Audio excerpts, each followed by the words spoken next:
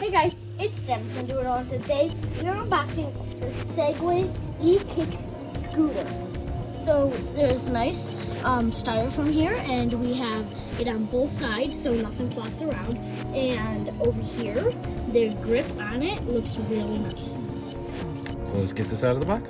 So the scooter is extremely heavy to get out of the box, and it comes with a user manual and a thank you note. And we're gonna open up these instructions. It also comes with an Allen key in here, and we're gonna get this put together. All right, now that we opened the instructions, you'll see that there's several models that are covered here. We happen to have the model that falls into this category.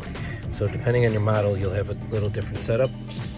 On our model, you slide the handlebar to where the positioning screw is right there. And that should line up and lock down. Next, we're going to use that Allen key they provided and tighten these two Allen bolts. All right, now that it's secured, the handlebar can slide down, so you would pull this latch up and then pull that out, and that'll allow it to rest down. Otherwise, you bring it back up, snap it in place, and you're ready to go. So we'll go on to the next step. So now I got the charging port, and it's white and it's pretty nice.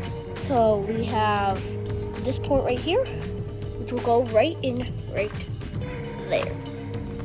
So now we got it plugged in, and if it's red, that means it's still charging. If it's green, that means it's fully charged. We hope you liked the video, and if you did, Please consider liking and subscribing. be sure to check back and subscribe, turn on the notifications, because once we get this charged and let it rest overnight, we're going to test it out and we'll make a video of us on our first ride.